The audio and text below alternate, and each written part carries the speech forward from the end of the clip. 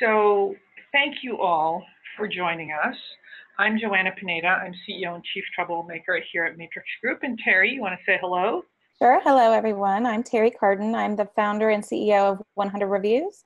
You may have also seen me in the hat I've been wearing for the last 5 years on the Review My AMS side of things. Thank you, Joanna, for having me here with us. Oh, gosh, thank you so much for joining us. So before we get started, as always, we've got a couple housekeeping items. We are recording this webinar, and so within the next day or two, we're going to send you a copy of the slides and a link to the recording. Feel free to share this with others in your organization. Feel free to set up in a conference room and watch it, because hopefully there'll be some really good content here. You're automatically muted, but if you do have a question, please, Terry and I welcome the questions. So go back into the chat in Zoom and we'll respond. You know, Brian's going to sign me and say, I've got a question. And we hope that you'll have a conversation with us after the webinar. So post them on Facebook, let's see, I guess your Facebook, our Facebook. You can tweet us. We've got all kinds of, like, you know, social media platforms and handles where you can be in touch with us. And if you want to give us some props for this webinar today or give us some feedback, please use the Matrix Webinar hashtag. So I actually know many of the people on this webinar, and I'll tell you, for me, it's always an honor that, you know, clients give us their time. They don't just give us their business, but they also give us their time and their attention. But for those of you who don't know Matrix Group, we're a digital agency based out of Arlington, Virginia, but really we have staff around the country, full-time employees, and we serve almost exclusively associations and nonprofits, and they hire us to help them solve these 4 problems. Almost always it's related to some type of membership challenge or opportunity. They want to grow or they've got some type of decline.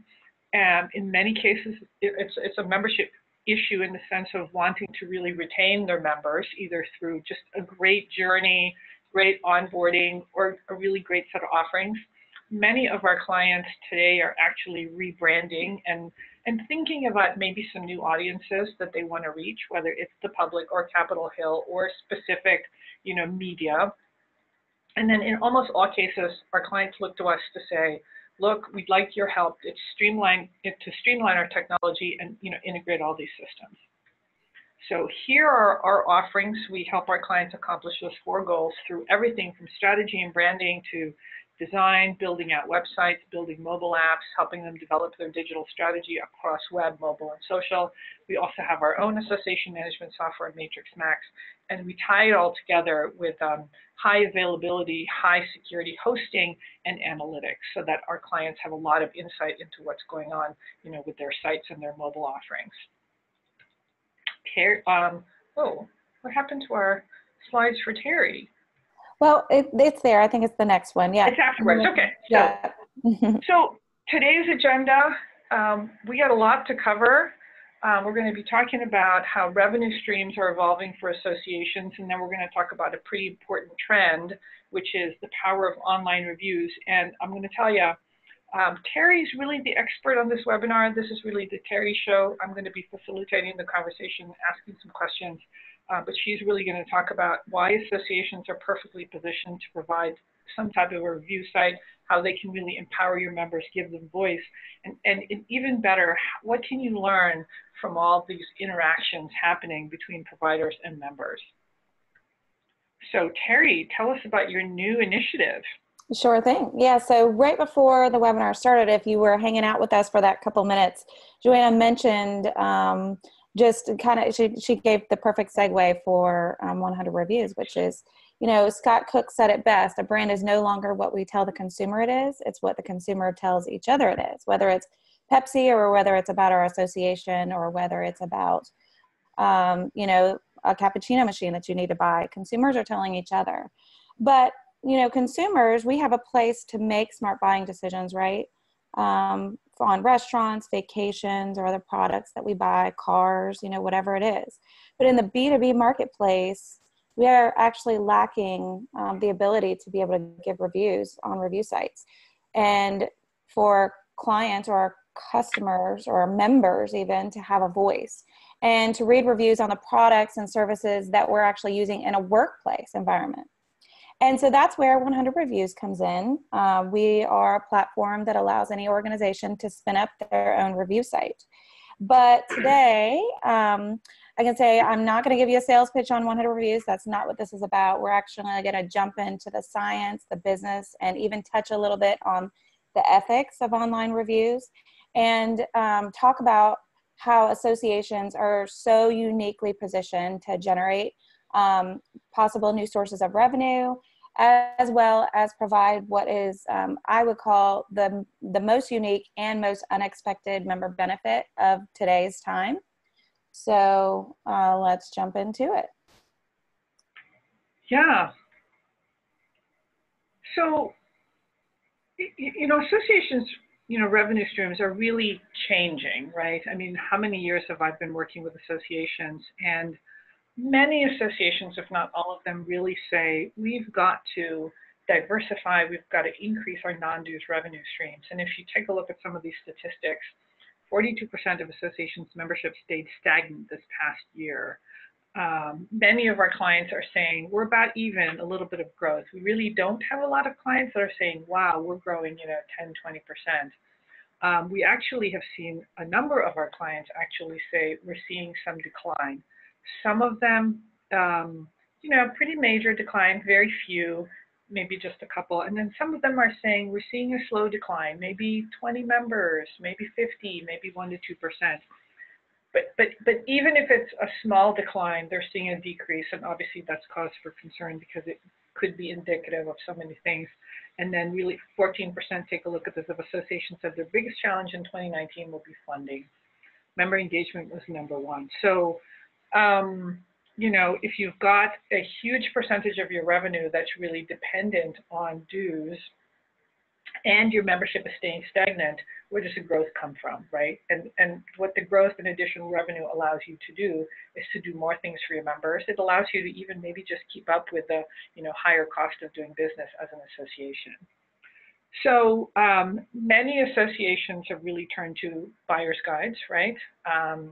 For those of you maybe that are trade associations or professional societies, because you've got this large concentration of people in a similar industry, people who do the same thing, people who are in the same profession, you often have these service providers, suppliers, who may or may not be eligible for membership, but who have really joined the association or want to be part of it because they'd like to sell, they'd like to network. And so you're looking at their advertising, their exhibiting, their sponsoring, et cetera, and many of you have set up buyer's guides. So,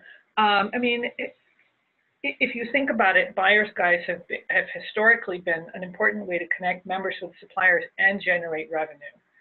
So most of our clients that have buyer's guides charge to be in the directory, or perhaps because you're a member, you're in the directory, but then perhaps you're paying an extra fee to have an enhanced listing. Perhaps you're paying an extra fee to be featured. Perhaps you're paying an extra fee to have advertising, all throughout the buyer's guide. Perhaps you're paying an extra fee to be in the buyer's guide as well as be a sponsor of certain parts of the website, certain parts of, the digital strategy of these associations. So here are just a couple of examples. So hopefully most of you know the American Society of Association Executives. This is their buyer's guide. And if you take a look, right here at the top, there's a banner and it says the spot could be yours.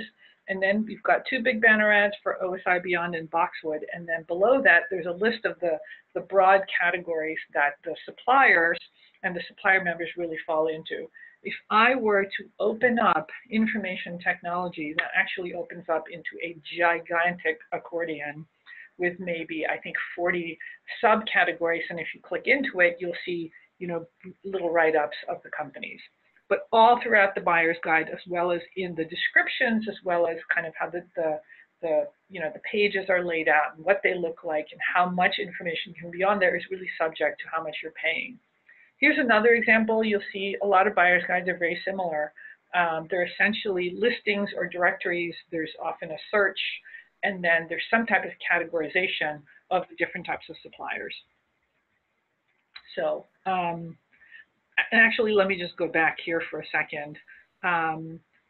We're going to be talking about unlocking the member voice and really kind of changing not just these types of interactions between members and suppliers, but if you think about it, these buyer's guides, as well as, similar products, have really not undergone a whole lot of change in the last 10, 15 years. They really started out as an online version of these printed directories that associations used to print way back when, but now perhaps you've got the additional functionality of a search added to it, and maybe you've got additional functionality of being able to hyperlink to a website and have longer descriptions. But we haven't done too much to really change how they operate. So we're going to be talking about online reviews as a potential way to to kind of add new value and add new meaning to this. And so we're going to be talking about online reviews as this pretty important trend. And Terry, you're really the expert on this. Yeah, so thanks for teeing that up beautifully, Joanna. So let's stop and talk about the attendees for a minute. Like, close your eyes and think for just a minute about the last time that you looked at online reviews and online reviews had an effect on your personal buying decision. And okay, you got that? You got that last moment? Maybe it was even like this morning or something when you were going to, grab a bagel in a new city or something. And so we're just going to play a little numbers game here. So maybe, and we're going to play with some zeros, right? We're going to add on some zeros. Maybe the last time you looked at reviews was after you landed in a new city, you wanted to grab some lunch, maybe the best burger in town. A buddy of mine is like, a burger hunter. He's willing to pay $25 for a burger, but he's got to know where the best one is. So you go to Yelp and check out the reviews on Yelp. Or was it when you went to purchase a $250 cappuccino machine for your partner for Christmas? Hello, Amazon reviews, right? You're not going to buy a $250 product personally without looking at the reviews online. Or let's take it up a zero. And what about that $2,500 vacation? Of course, you checked out what people were saying about that hotel or that property or that retreat place on TripAdvisor, right? So as consumers, now this is just how we're buying. So the next slide, we'll go over some stats. And I'm not going to insult your intelligence and read all of these, but if you could just kind of glance over these, and I think a couple of these stats specifically stand out. The top one in particular, in that nearly 100% of consumers read reviews before making a purchase. And that means that nearly 100% of you here on the line today or attending this webinar, watching this, actually were able to stop and think about a time when you read reviews before actually making a buying decision. And Terry, we're not even just relying on reviews on sites with the reviews.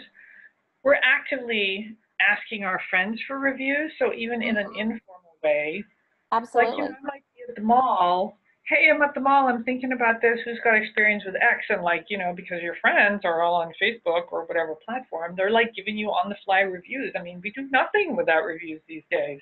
Absolutely. It's a part of everyday life now, right? So the stat on this slide, though, that sticks out to me the most, that actually we'll learn about a little bit more in a minute. So kind of keep this one in the back of your minds, but is that second stat. Of B2B buyers, 92% are more likely to purchase if they read a trusted, and trusted is kind of the key word here, a trusted review. So I think between you and I, Joanna, and probably some of the thoughts that you guys had on the last slide, we can agree here that online reviews is just the modern form of decision making, right? So let's just stop for a second and let's play the numbers game again. But we're going to add more zeros, and we're going to take it into the office, and we're going to take it into the workplace, and we're going to take it into our members' desks and our members' workplace. Like, let's say I need to hire a consultant for $25,000, right?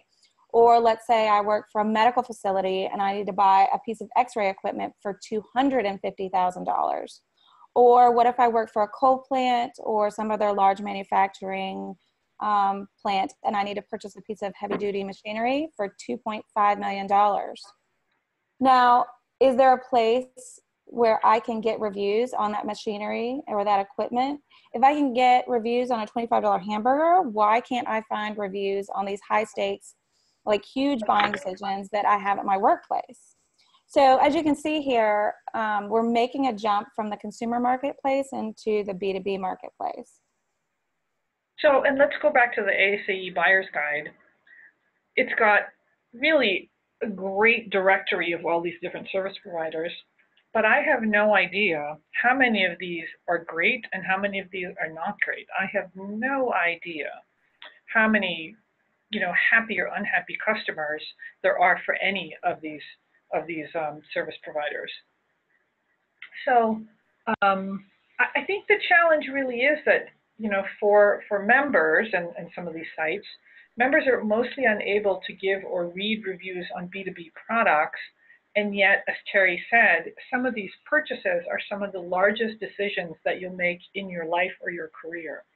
So your $25 hamburger, you can read a review, but if you're about to drop $500,000 on a combination website AMS, you're about to drop $150,000 on a new accounting system, how can you even know that this is appropriate for your size organization, for the level of staffing that you have, for the needs that you have? Mm-hmm. So, I think what we're seeing, and we'll talk about this later, is that we're seeing that within these associations, members really want to get reviews from their peers, which is why we see, for example, on LinkedIn groups, on Facebook, in higher logic communities, members actually asking for these reviews in the same way that I might say to my friends, hey, I'm looking for a fancy big TV, what's your favorite brand? What we also find when we do user interviews for websites and website redesigns, as well as other mobile projects, we'll ask about where the value is in the association, and almost always they'll say the face-to-face meeting so that I can network with my peers and ask them what they're doing, what tools they're using. This is really important. What tips and techniques they've discovered for doing their jobs better, so they want to ask about these things. Yeah, so we can all say that our members are looking to each other to make these buying purchases, right? But the awful thing is that, Joanna, that what happens is when, you're in a face-to-face conversation, that evaporates. When we're an online community, that evaporates. But so we already see that those conversations are happening, and we'll talk a little bit more in detail about those later, but we have the proof, so these are actual quotes from the Journal of the Academy of Marketing Science, which is a very widely respected peer-to-peer academic journal. Sometimes it takes years to even get research published because it's such a rigorous vetting process. So this is not just, Joe Schmo's research here. This research was actually done by 2 professors at Wake Forest University. And if you really want the entire study, or if you want the entire journal, I'm happy to share it with you. I have a link to it for you if you like it. But, think about where your members, if you have like a Higher Logic or Small World Labs or a Salesforce Communities online forum, then you're already seeing members ask these questions, right? They're listening to conversations, they're asking for recommendations. But the research actually shows that respondents expressed a preference for communities sponsored by industry membership or trade associations. That is you, by the way. They prefer these communities as opposed to Facebook or LinkedIn groups or other non-association related groups, because as soon as they put an ask out on Facebook or on LinkedIn or in some tool that is not managed by the association, then what happens? We all know what happens. They get spammed by the vendors, right? So they're looking for a safe environment to find peers that are in the same buying process as where they are. And so the association really is more of like a protection or a trust group that peers can go to find reviews. So associations actually, based on this research and what we know about online reviews, associations actually have the inside track. But we don't really know it yet, right? Which is why we're having this webinar, right? To spread the goodness, right? I think, Terry, they've got the inside track, but they're not necessarily seizing the opportunity, and we'll talk about the reasons why later. Yeah. And so we're doing this webinar to say, you're in a great position to create these communities, give your members a voice, take it, and make some money out of it. Exactly. It's almost like Ford's faster horse. It's a kind of an analogy to that. Like if we asked people what they wanted, they'd say they wanted a faster horse, right? But right. Right. But what do? You want to build a car, right? Right, So, right, exactly. we're not seizing on the opportunity. The opportunity is there, but we are thinking about building a faster horse. And Terry, you say that with Generation Y and Z, the trend is even magnified. Oh my gosh. So we like the conversation is what millennials, millennials, millennials, millennials. I've been to probably 4 conferences in the last 6 months where there was a keynote speaker speaking on millennials or generations, right? And so, this is being shoved in our face right now, but for a good reason, right? It's estimated that by what year 2020, hello, that's next year, more than Right. half of the workforce will be millennials, right? And so there's a huge acceleration in the workplace with millennials. And what's especially interesting in relation to the power of online reviews is that millennials are voracious readers of reviews. They rely on reviews more than any other generation. 4 out of 5 millennials actually won't buy anything without first reading an online review. So I think what's happening here is this expectation for online reviews in the workplace. It is only set to increase. Well, Terry, I've got an example for you. We were doing kind of a discovery project for an association, and what this organization does is they place high school and college students in internships around the country. And so we were interviewing a bunch of the students, and I said, "Hey, do you ever go to the website and like read the blog?" And they said, "Not really." And and we asked them why, and they said, "Well, really what we're looking for is the database of the opportunities, the jobs, but we're looking for reviews of the internships." And we said, "Huh, even like the individual opportunities." And they said, "Yeah, we want reviews, but we want them to be independent. And we don't want them to just be blog articles from the association talking about these fabulous, internships. We want the people who've actually done the internships to Mm-hmm. review the internships." And I was Mm-hmm. like, oh my God, even these high school students looking for opportunities, they want reviews. Yeah, I mean, back in the day, it was like, ooh, if we were offered an internship, like just take it, right? Like jump on it, especially if it's a paid internship. That doesn't matter how awful the employer will be, just take it, right? It's going to be a good experience. But the stakes are a little bit higher these days, right? Well, and I think, like you said, it's just something that you expect. You're not going to Yeah. buy a car without looking for a review. You're not going to, take a job without looking at reviews. You're not going to buy a chair without looking at reviews. So, as with everything. So, Terry, you're going to talk to us about empowering your members with reviews, right? So, we've talked about this a little bit, the big buying problem. Yeah, so there's there's this effect that I call the insomnia effect. And I'm actually going to tell a personal story here if you don't mind. I'll take a minute and share my personal experience when little known fact, though I am an association geek, and have been for more than the last decade. I actually started my career working for a large cookie manufacturing company. So if any of you are DoubleTree fanatics, because they give you that warm cookie that whenever you check in, I actually worked as a GM for the Christie Cookie Company, and when they had 11 stores around Nashville, Tennessee.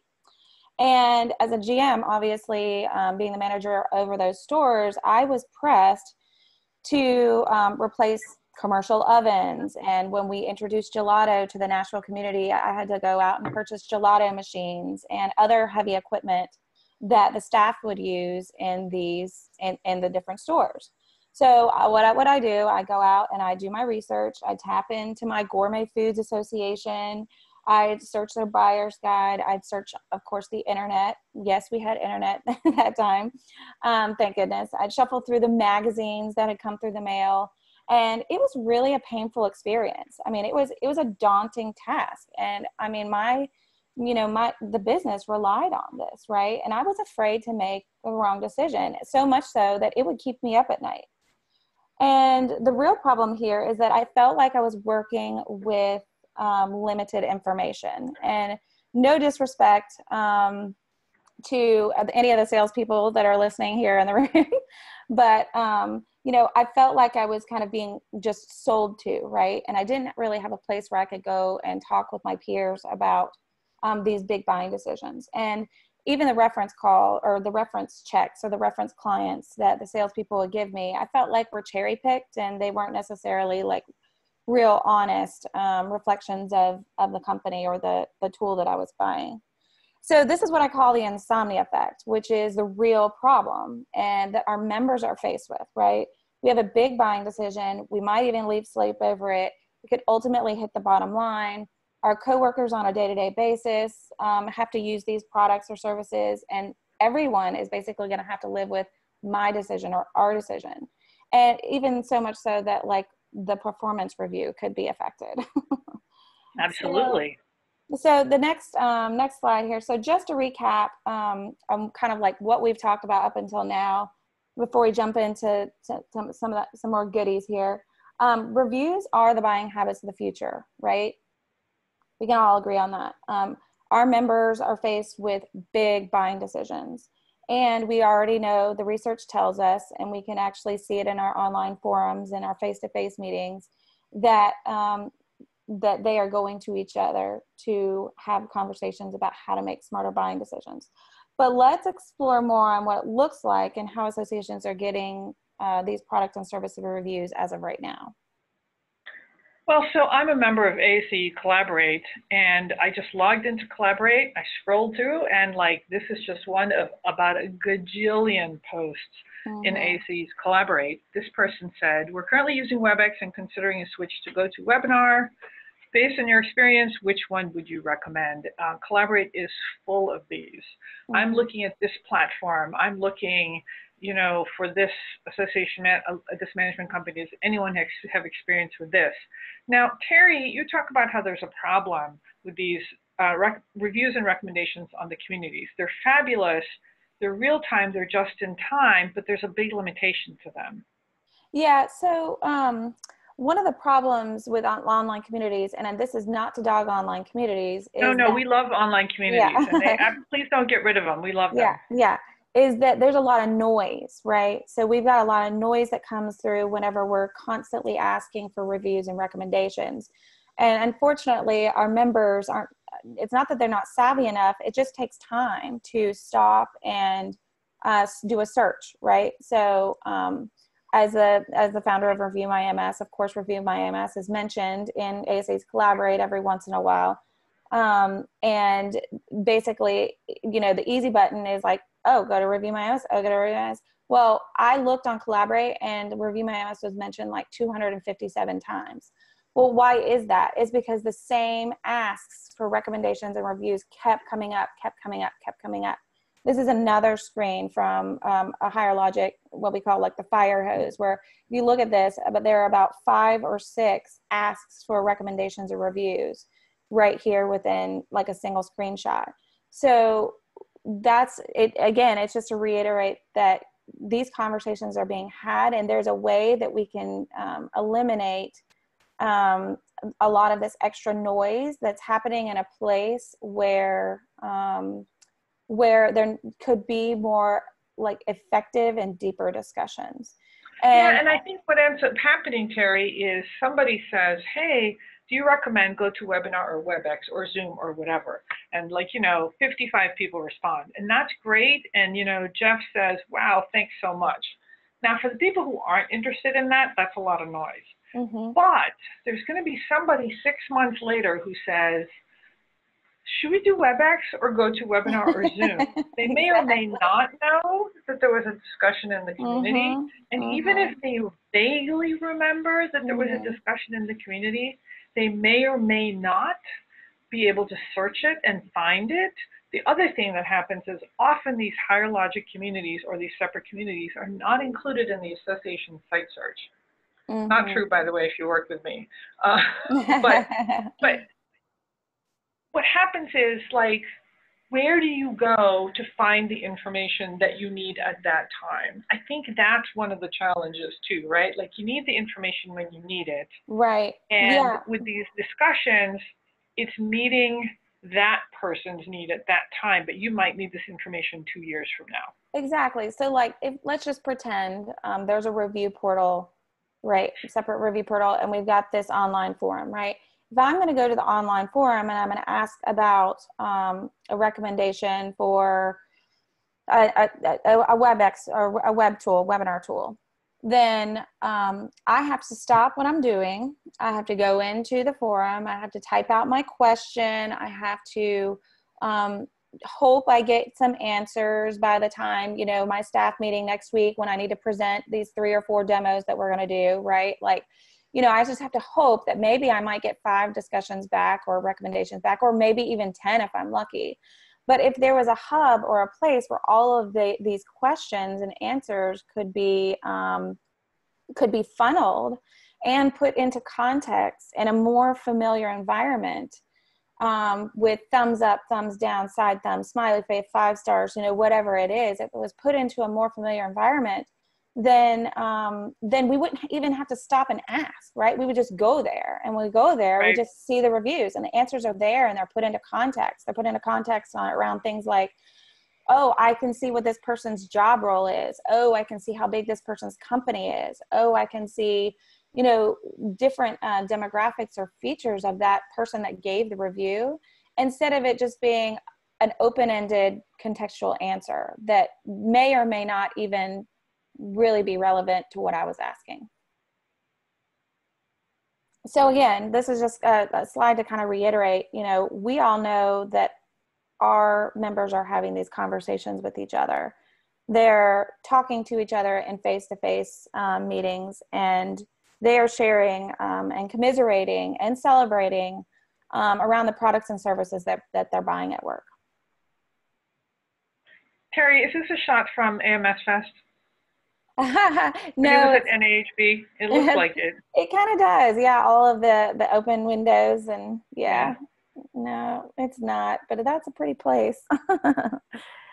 So, you know, I think what you all have to remember, and you know this because you live this, is that associations, your members trust you to be the organization that represents all of them, that has their interests at heart, whether they're small or large, whether they're, you know, in academic settings or business settings, that they really rely on you to understand what their needs are, and you're giving them an environment in which to be safe and network and share information and to help them solve their problems. I mean, over and over again, when we work with associations, the members say, I need my association to help me do my job better, to help me advance in my career, to help me get ahead, look really good to my boss, and solve the problems of my company.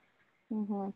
Yeah. So Terry, you've got a case study that you're going to share with us, right? And I'm sorry I interrupted. No, you're good. So, you know, we're associations, and this is kind of where we're sort of wrapping up, and you can see a real life case study of how this is unfolding. But associations truly are in a prime position to help solve what I call the insomnia effect, right? And so to see this in action, I'm super proud that the Ohio Credit Union League they've recently won the Org Community Innovation Award, actually, for their online review site. So if you want to toggle through, Joanna, I'll just start the case study by saying the Ohio Credit Union League was presented in the last 5 years with some serious consolidation in the marketplace. They are a trade-based organization, so you can imagine their members are credit unions around Ohio. Their members are consolidating at a rapid pace, or what feels rapid to them, especially because they're very member dues dependent. Thank you. And so they did some storyboarding, and they realized that in the next 5 years, if their members continue to consolidate, their revenue is going to go down a significant amount, and they may even have to cut some staff, cut some of their other products or services that they're offering to their members. And so they had to make serious pivots outside of dues revenue. And one of the things that they introduced to their members late last summer, early fall, was doyourdiligence.com, which is a review site for their members so that they can provide products and service reviews on the different vendors that are in the marketplace. So this is a screen here that shows several of the different vendors that have populated, and you can see that they're able to choose what product category they are looking for. So instead of going to their online community and saying, hey, I need a good recommendation on asset management firm, they'd be able to simply go over to the reviews portal, much in the way that you use a buyer's guide, find asset management firms. But then the beautiful thing about it is that there's actually end user generated content that's behind each of these companies, right?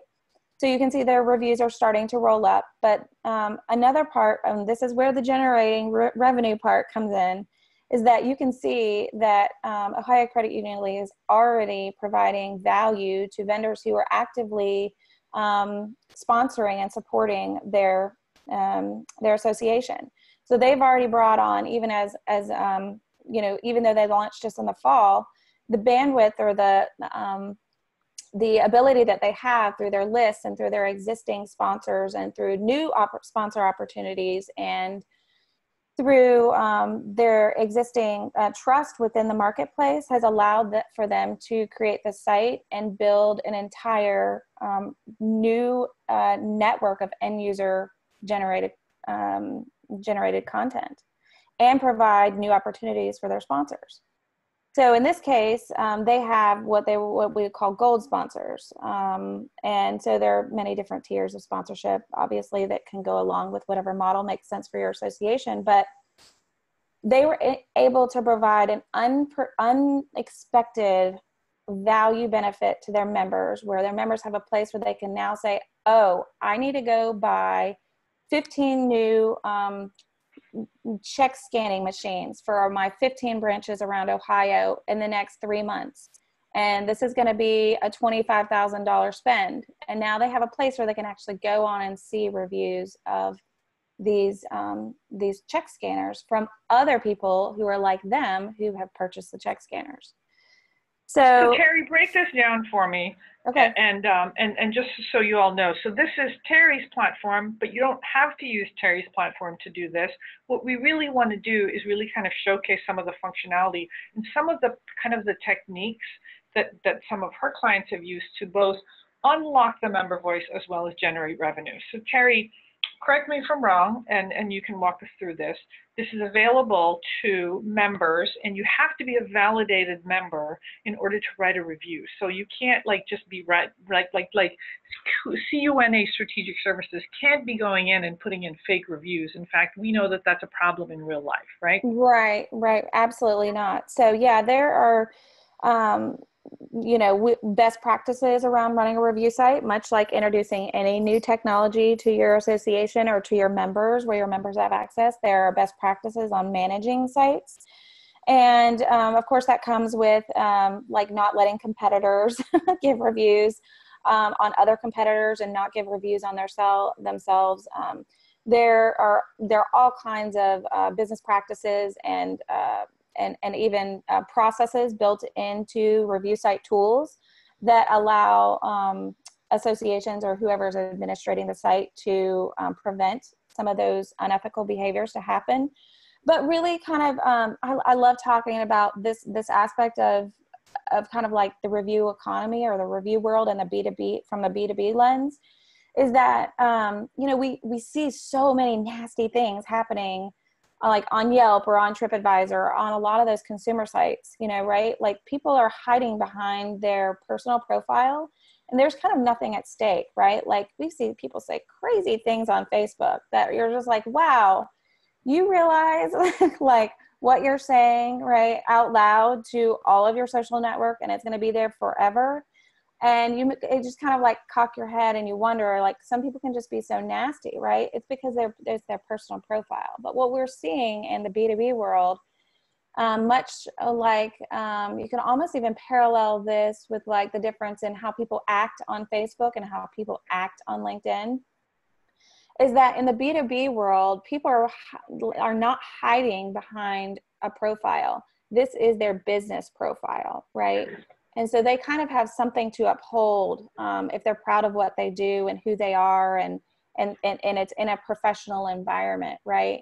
So much like we Terry, wrote, the people writing reviews are validated, and there yes. could be SSO with their membership database. So when Mm-hmm. Joanna Pineda's writing a review, it's Joanna Pineda, and my name may or may not be displayed in the reviews. But I think the other really cool aspect of this is certain demographics about my organization could be made a part of my review. So if Exactly. I'm reviewing CU for Business, it might say this is a review from a credit union that has $1 billion in assets, 250 people on staff, and this is what this person, and their function is whatever, they're at the CFO, and this is what they had to say about CU for Business. So another person might say, ooh, they're a lot bigger than me, but interesting, or they're a lot smaller than me. I don't know if my experience will be similar. So there's so many ways to add value to the review, right? Exactly. I mean, it brings context around what might what might be like an open-ended conversation, right? Like there's not, 5-star, there's quantitative and qualitative content behind each of these reviews, right? So you get 5-star ratings, so you can see how they feel about some of the quantitative information. And then you get the narrative too, but then you also get the context of who the reviewer is, right? So you kind of get like the whole package, like, and if we think about our members' experiences, even if we go to an event, like let's pretend, I remember I went to ASAE Tech Conference, right? And I was in the middle of buying, like I was going through the software selection of buying an AMS. And so what I went around, and my goals, I had 2 goals. I needed to meet somebody that was in the same buying process as me, and I needed to meet somebody who was similar in nature to me, in terms of size, that was using the products that I was hoping to use, right? Or that I would be potentially using. And then to meet the vendors, of course, right? So this just kind of, this brings that. And okay, so I might walk around the show floor and I might find at the lunch table, I might find 2 people that are using the product that I was looking into, right? And I might be able to get their experience. But after that conversation ends, that evaporates, right? That goes into nowhere. And I might not even been, like smart enough to ask, well, how big is your association? And what uh, like, what is your exact job role or anything like that? I might have been too busy asking so many questions about the product that I didn't ask about who they were and what their job was, and how they, different elements of like their actual demographics. So running a review site really does bring kind of like a more holistic end user like community to products and services that our members are actually staying up at night to buy, like to think about buying. And Terry, what are the revenue opportunities here? Like just brainstorm or share some of the ways that associations are really generating revenue out of this. So you've talked about one, which is you can be a gold level, I guess, service provider. And what does that mean? And what are other ways to generate revenue? So the associations are modeling this a couple of different ways. One way is we're seeing associations open this up just as a member benefit. So it's like, we're not going to make anybody a sponsor. We're just going to make this a huge value add for you as a member, right? You don't get access to this if you're not a member, right? And then we have others that are like, well, wait a second, there is this opportunity where we can showcase our existing member or our existing sponsors, right? So people who have long time supported, or they're a platinum supporter, or they're, there's some, high value supporter in the industry already or in the association already, then it gives them a value benefit. And they say, hey, Mr. Sponsor, guess what? We're also providing this to you as a value add, for what you're already doing with the association. And then some others, much like Ohio Credit Union League here, they are a hybrid. So they're offering it to their existing sponsors, and then they're going out and they've basically created a whole new opportunity for new sponsors to come in. So, so Ohio Credit Union League has actually done something kind of unique here, is that they've created a site that's completely separate from the Ohio Credit Union League itself. And they are looking to cross state borders, because the credit unions in Ohio and Tennessee and in New York and in California and in Hawaii, they're actually all buying the same things. So they're looking to generate opportunities that were untapped previously with sponsors that weren't necessarily active with Ohio Credit Union. Now they're able to actually go and prospect with new non-active sponsors within. So they're growing their universe. They're growing their universe of potential sponsors, as well as the potential credit unions that actually could access this content, maybe for a fee if they're not Ohio Credit Union members. Right. Mm-hmm. So there's lots of different ways. You can also, I think you've talked to me about different levels of participation, gold, platinum, etc. And at the different levels, you might get different things. You might get priority in the search results. You might get a more dressed up profile. You might have the ability to respond to negative comments. So there's all kinds of things you can be doing with this, right?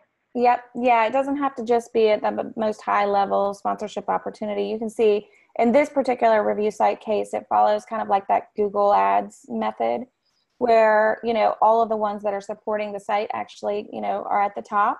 And then silver would follow, and then bronze would follow in alpha order, and then all of the rest that are non-sponsors would be, toward the bottom, like you see here. But each sponsorship option unlocks new permissions, right? So if I'm a bronze sponsor, I might only be able to have my logo and give a short description.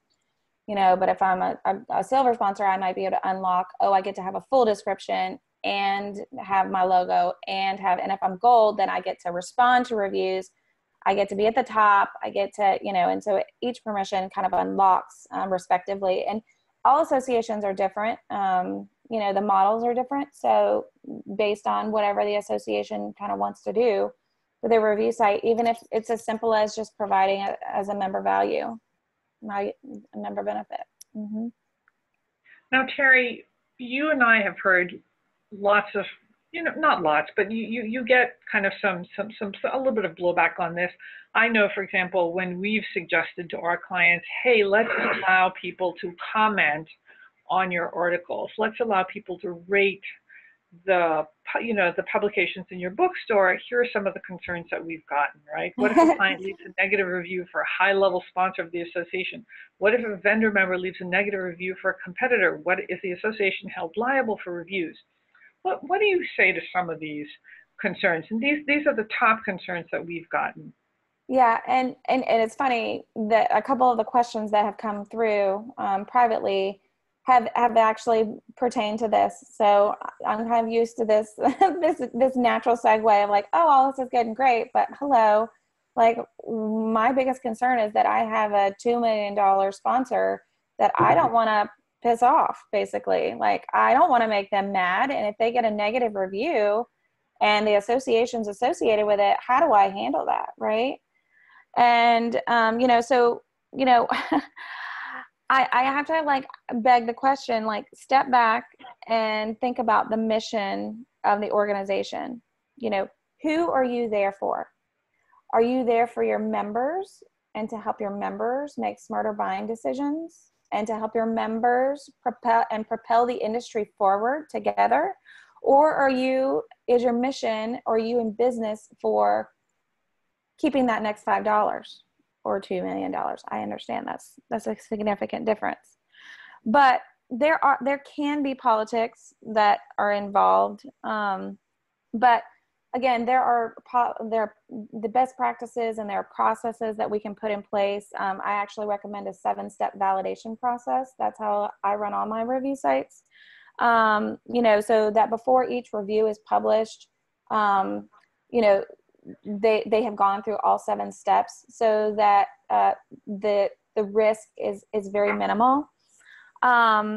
And there are actually rules and there are FTC rules and laws that around like slander and any kind of defamatory comments, so that the moderator will, obviously needs to be informed of what these rules and laws are so that they can administrate a site like this appropriately and kind of course, above board. But most importantly, my personal belief is that every single review site should be moderated by a human. So every single review should be reviewed by a human so that there isn't any slanderous or defamatory comments that are made or anything that would not automatically pass the sniff test and in publication. So those are those are kind of a couple of the ideas that help prevent some of these scenarios. And I'm looking at my notes. What about the question of liability? What if somebody says, okay, I implemented the software and it was the worst experience of my life. Like, the new biz guy lied through his teeth and they weren't responsive and then I didn't get what I wanted. Like, this place sucks. Yeah. And I think that never happens. I think this also actually relates to one of the questions that we got in about some of the standards around running these sites. And so I got to say, Obama did us a huge favor before he left office. And one of his last laws that was passed was with FTC. And no third party can be held liable for operating these types of bulletin board or user generated ISPs as long as they're the administrator of the site. Okay. And that's kind of the key. If they are just sort of the third party and they're just hosting this bulletin board user generated place for people to have open comments, then they cannot be held liable unless they are actually editing or publishing any of the content, any of the user generated content. And, of course, and I hate to give this plug, but when we do go through an implementation on the 100 Reviews platform, we go through a design and discovery, and then we go through a training, which is more of the technical training, but then we go through the art of running a review site, which is really where a lot of this administration processes and policies and best practices comes in. And it is important, right? It's not a whole lot different than, say, running your online community, though. You have people who have voices, right? You have the member voice that has been unlocked and they're talking to each other and they're having discussions with each other.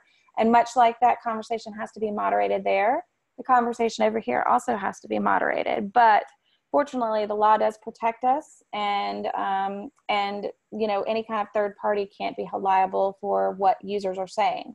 However, I say all that to say that I do recommend that if associations are going to spin up a review site like this, that they spin it up as an LLC under the association, just simply to reduce risk, right? Because there's always a first for everything. Interesting. Well, those are some good tips. So, Terry, you also talk about how when you run these review sites, and you don't, and actually, from my perspective, you don't have to have reviews to get this, but from your perspective, there are kind of other things that you get, right? You don't just get member participation, user-generated content, and not just revenue, but you can get insights, you can spot trends, you can create valuable data. And what we find is if the association is paying attention both to the questions being asked as well as the responses, and if you pay attention not just for the specifics of, members seem to like this particular organization, that you can spot some trends. Why do all these members suddenly want to ask about this thing? Why are there a lot of questions coming from California? Oh, we seem to be having a lot of questions about this. And I think that it could have an impact on your programming for the year. It could have an impact on your educational offerings, maybe the tracks that you're offering at your conference, maybe the research that you're going to do in the coming year. From my perspective, too, being in the tech biz, one of the things that you can do, regardless of whether you do reviews, but anytime you have any of these sites, is make sure that you're gathering analytics about what people are clicking on, what people are searching on, kind of what's the popularity of it and what's driving traffic there. Mm-hmm.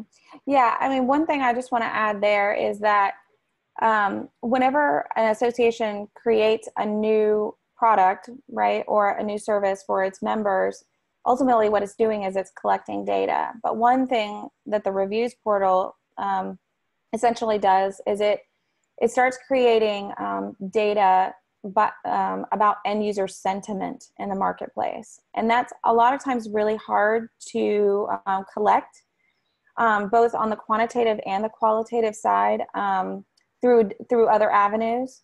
But I mean, we can collect it, on social media, and we can collect it, through online communities and other online forums and things like that. But it's really hard to collect. But what you have when you run a review portal is you end up with such a high quality amount of data after you hit critical mass and continue to move forward. And that data essentially could be the largest data set of end user sentiment in that industry. And I think a lot of times people think, oh yeah, this is a great member event. Okay, yeah, it can generate revenue, but wow, what could that data do for you in like 2 years? Maybe provide competitive analysis for your vendors, et cetera, et cetera. So, before we close, and we've only got a few minutes, where else can you add the member voice? And you can add the member voice to your bookstore, allow people to comment on your publications, allow people to write reviews. And it's scary, right? Totally scary. What if people say terrible things about the research? It's kind of scary. On the other hand, maybe you'll find out what is less valuable, and you'll find out what's really loved, right? And what about allowing people to comment and rate the different blogs, magazines, articles that you're publishing, the conference speakers, the discussions? I think oftentimes associations will, get ratings for conference speakers, for example, but they don't necessarily make them public. And maybe you don't want to make them public, but maybe to a certain subset of your organization, like say your chapter managers who are looking to source speakers, make that available to them so that they can be booking the very best. What I find is when you all have probably had this experience where you read an article in the New York Times and then you read the comments, and sometimes half the value is actually coming from the comments, because in essence, the reviews and the comments are really forming a discussion. And in essence, you've created a mini community just around that particular publication or just around that specific article. So when Terry and I were preparing for this, we talked about how when I'm looking up a recipe, like I was looking up a recipe for like zucchini bread recently, and I found one, it was 5 stars. And of course I'm going to read all the reviews. And if every doggone person says add a little bit more salt, well, guess what? I'm going to add a little bit more salt over the original recipe because everyone told me to. So there's just so much value that can come from unlocking the member voice. And from our perspective, the money that you can generate from creating this really valuable community and resource, that can follow as well. So how do you get started? Hopefully some of you are sitting on this webinar and saying, wow, this sounds really interesting. How do I get started? So here are just some thoughts for you. The first thing is to just inventory your member touch points.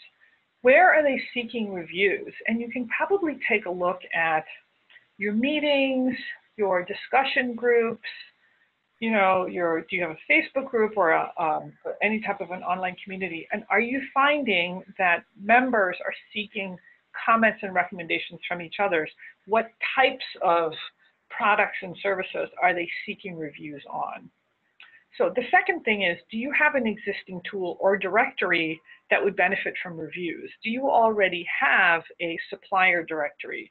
Do you already have a directory of service providers, a directory of publications, a directory of researchers, for example, a directory of clinicians? And would that directory benefit from people being able to put in reviews? You might even decide ratings are too scary because we can't do it, but why not reviews, so that then you kind of take out the having to give 5 stars. And then our third recommendation is do a pilot, do something very small. Just think about, will we even get reviews from our members? Maybe on your blog you enable comments, maybe on your bookstore you enable reviews, and what kind of response do you get, and how much value does it add to the association and to their experience with the association? Brian, what kind of questions do we have? So we've got a few minutes for questions. Terry, so I'm going to let you close, but please know that after this webinar, you can reach out to myself and Terry here's us online on Twitter. We're also on Facebook, actually, I think with the same handles. Let us know how we did, and let us know, if you've got questions. Brian, Yeah. any questions? I think we're good. Terry had Terry taken the time to answer the few questions. I don't see anything new coming in. Anyone? Last minute questions? Last minute questions, going. Terry, how do you want to close this up? I think this was I think that the audience stayed engaged because they stayed online. Hopefully they were, multitasking by taking notes. And I'm always open to talk about all anything around the science, business, and ethics of online reviews. And not to try to sell you anything, but to just have a conversation about how industries are completely evolving and how we're moving the needle forward with this end user generated content. So I appreciate the opportunity today to you, Joanna, and the entire Matrix Group team. You guys are kick butt, and this has been a lot of fun. Thank you. Yeah, Terry, thanks so much for really, providing all the great value for this webinar. We're standing by. We're waiting to talk to you about, putting together kind of a value-added member offering. So we hope that you found this of value, and we look forward to our next conversation. By the way, we offer these webinars almost every month. We actually had a goal of doing them every other month, but we've just run into such great opportunities between speakers and topics that we're doing them almost every month now. So for those of you who attend on a regular basis, thank you. For those of you who are new, we hope that you'll join us again. Take care and have a great day. Bye. Bye. Thanks, Joanna.